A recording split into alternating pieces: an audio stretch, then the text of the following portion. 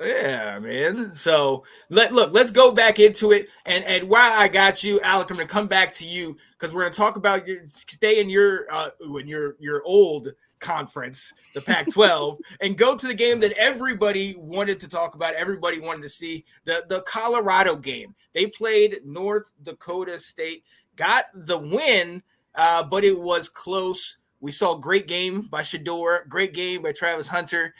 And but they still it took them to the wire, man. Are these guys for real, Alec? Never, never. Wouldn't expect anything I'm not. less. That's why I said it to you. It's more so like they're still years down the road. I think they're still like maybe like 1 or 2 years away. Yeah. Like I'm not gonna like the way that team is. I think Alex talked about this probably last season. That once they get more familiar, like with fixing that O line, like the O line, I think it was some of the depth at the linebacker position. That team can go places. Like Travis Hunter, like that man got to pick a position because he can't do that in the NFL. See, Oh, he's going to be playing wide receiver in the NFL. You see those paychecks those wide receivers are getting? He's going wide receiver. Yeah. and then I'm not really sold on Shadur at all yet. Like, yeah, it's Colorado State, and they have their beef last year in that whole altercation. I gotta see more of it down the road. Like, don't get me wrong, I'm not saying he's a terrible quarterback by any means necessary. I just gotta see more from him. And the way that schedule is, uh, let me see. I actually got it wrong. It wasn't Colorado State. It was North Dakota State. I apologize. Yeah. But looking at that schedule, there's no reason why they can't win like 8 games, maybe Yep. 7. So they will be like itching their way to the way the new playoff system is. So they'll find their way like down the road, like clawing their way in based off how things go with them and their rankings. But I'll give Shador like hmm, a solid, but like performance wise, like an 8 out of 10. But the team itself, like if I was a Colorado fan, honestly, I wouldn't be upset. Like, like the fact that Deion Sanders started coaching last year for them, they're slowly starting to improve because I haven't even seen their stadiums really packed like that. But they're like 1 or 2 years away. Not saying they're the worst team. They're just like 1 or 2 years away. I wonder what Colorado is without Shador, Travis Hunter, and Jimmy Horn Jr. Oh, I'll tell you who they Because are. The team that we hang 70 on. I well, was gonna say not a good team. that's my concern. We know how great these guys are, but to this point, I don't necessarily think it was. Well, I'm going to look at their schedule now. I don't think this was one of their easier games, North Dakota State, No. because No, I got I agree. much respect for them, but I do. Without those three guys, and God forbid anything happened to those, we saw what happened when Travis Hunter got hurt last year.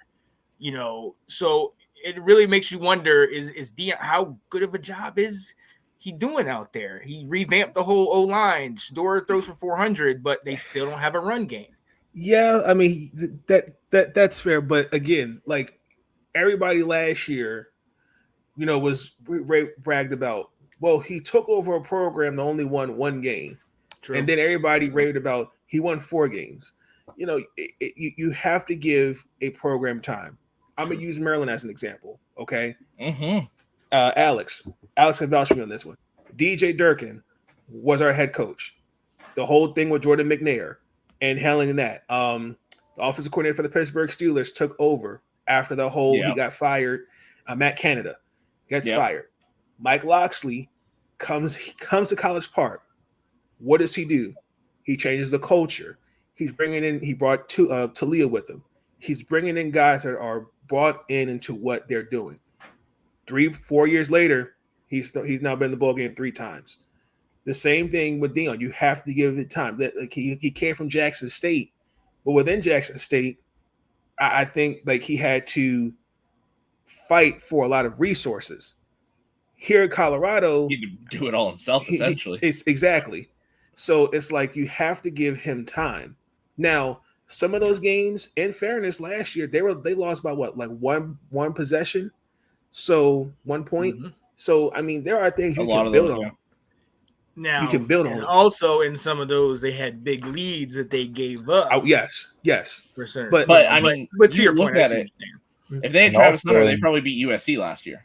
Also, in some of those games, they decided That to step changed on logos everything. and proceeded to get smoked. Okay, Yeah. look, Yep. they got their karma for that. All right.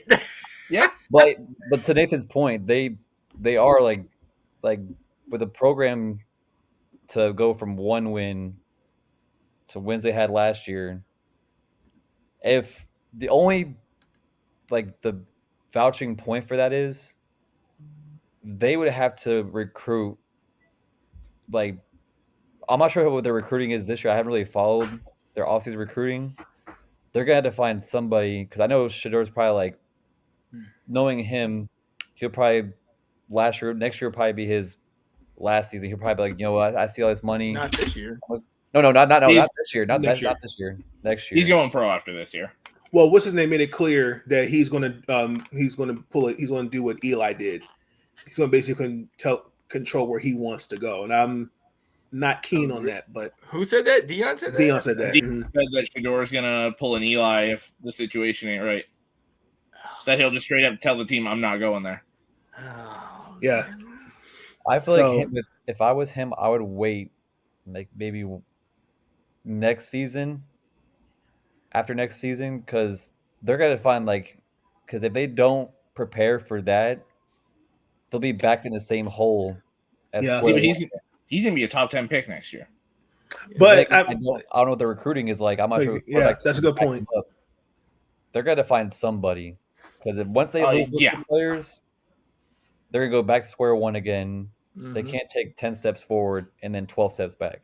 Right. Yeah. Well, I think the other question is also going to be what Travis Hunter does, because if Travis Hunter leaves, I think the likelihood of him staying after Travis Hunter goes is small. I think they're going to both leave at the same time. Right. Yeah, they're both gonna be top 10 picks next year. But I mean, but the thing is also too, like Dion, he did bring in recruits last year and transfers, and then you did hear some pushback, like, yeah, this wasn't the school for me. Yeah, I wasn't feeling how he was coaching. So it's kind of like our guys bought into the thing, and that's one of the things for me I stress about when it comes to recruiting, like especially with basketball and football, is when you're being recruited, are you picking the school because of it's the name, it's the coach, or are you picking because this is a place where I can go and grow and say, hey, this is a school for me? Don't just pick it because, well, it's Deion Sanders or it's Dabo or it's XY or Johnny Appleseed. It's you have like those are the things that have to be taken in consideration. And I think Deion is going to build. He's going to build something. Yep. It just needs time. And again, like coming into this season, like he's already getting criticized because again, it's Deion Sanders, the publicity, and the media attention, and unfortunately, and this is a business. You have to produce. You can chirp, but at the end of the day, did you produce? And I say, like Alec said, I think another year away from being great. Yep. I mean, to bounce off what Nathan said, like players, like they take the way coaching and I feel like with the transfer portal and the recruiting, it's basically how like the NFL is. It's about stability. And before, if correct me if I'm wrong, there was players that weren't going to I'll use my team as an example. the players we got in the transfer portal and / commit like recruits from the commitment, if Dan Lanning never stayed and we went to like Alabama, we never would have got those players. But Dan Lanning said, "This is the team I want. The team I want to coach. The program I want to run for years down the road." And players saw that and like, okay, he wants to stay here and build something off this team, and which landed Jabbar Muhammad. All these transfers that we got from in the offseason and through transfer portal, all the commitments we got. Dante came back because he was like, okay, now I see bastards. something's going here. They're growing more and more.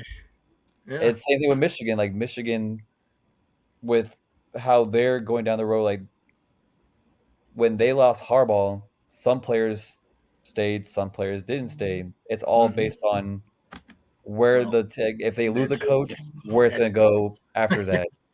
Oh yeah.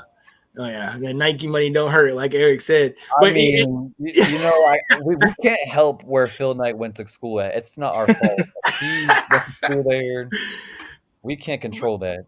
But look, but to your point, that I think that makes perfect sense. And to Nathan, like, yes, some people want to come there because of Deion, but some people also don't want to go because of Deion. And Deion, telling reporters they can't talk and they know Deion's going to be the show. You're not going to be the show. It's going to be that.